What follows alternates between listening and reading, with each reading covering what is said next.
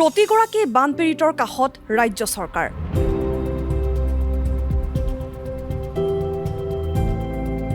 ন লাখকৈ টকা বানত মৃত্যু হোৱা লোকৰ পৰিয়াললৈ।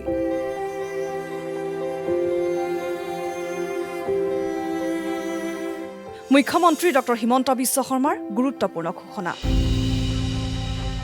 সাম্প্ৰতিক বান পৰিস্থিতিৰ পৰিপ্ৰেক্ষিতত শিৱসাগৰ, চৰাইদেউ, যোৰহাট আৰু গোলাঘাটৰ বানপীড়িত লোকসকলৰ উদ্দেশ্যে এই গুৰুত্বপূৰ্ণ ঘোষণা।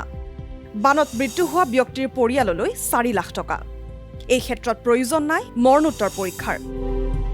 এই যে বানত আক্ৰান্ত হৈ 61 গৰাকী চৰাইদেউ, শিৱসাগৰ, যোৰহাট, গোলাঘাট জিলাত মৃত্যুবৰণ কৰিলে আৰু ৰাজ্যৰ বাকী অঞ্চলতো আৰু 6 গৰাকী ব্যক্তিৰ মৃত্যু হৈছিল।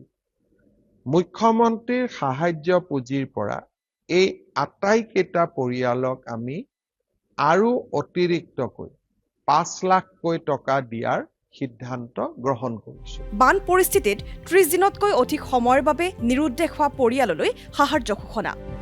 নিৰুদ্দেশ হোৱা লোকৰ পৰিয়াললৈ 4 লাখ টকা। বহুত ব্যক্তি কেতিয়াবা সন্ধানহীন হৈ থাকে। আজি আমি সিদ্ধান্ত লৈছো যে এমাহলৈকে যদি তেওঁলোকৰ আমি সন্ধান নাপাওঁ, আমি তেওঁলোকক মৃত্যু হোৱা বুলি চৰকাৰী সাহায্যৰ বাবে ধৰি লওঁ। লগতে অতিৰিক্ত সাহায্য ঘোষণা ৰাজ্য চৰকাৰৰ। মুখ্যমন্ত্ৰীৰ সাহায্য পুঁজিৰ পৰা অতিৰিক্ত 5 লাখকৈ টকা বানত মৃত্যু হোৱা তথা নিৰুদ্দেশ হোৱা ব্যক্তিৰ পৰিয়াললৈ। বান আক্ৰান্ত প্ৰতিটো মৃতকৰ পৰিয়ালে চৰকাৰৰ পৰা পোৱা 4 লাখ টকাৰ উপৰিও মুখ্যমন্ত্ৰী সাহায্য পুঁজিৰ পৰা অতিৰিক্তকৈ 5 লাখ টকা লাভ কৰিব। বানত ঘৰ, পুখুৰী, তাঁতশাল, খেতিপথাৰ ক্ষতিগ্ৰস্ত হোৱা পৰিয়ালসমূহকো দিয়া হ'ব ক্ষতিপূৰণ। 3 আগষ্টৰ পৰা আৰম্ভ হ'ব মূল্যায়ন। সমীক্ষাৰ পাছতে যোগ্য পৰিয়াললৈ আগবঢ়োৱা হ'ব এই আৰ্থিক অনুদান।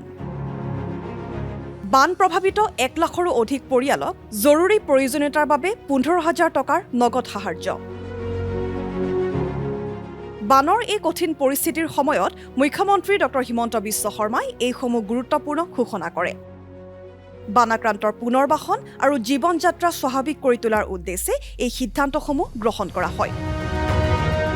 News desk report, DD news, Assam.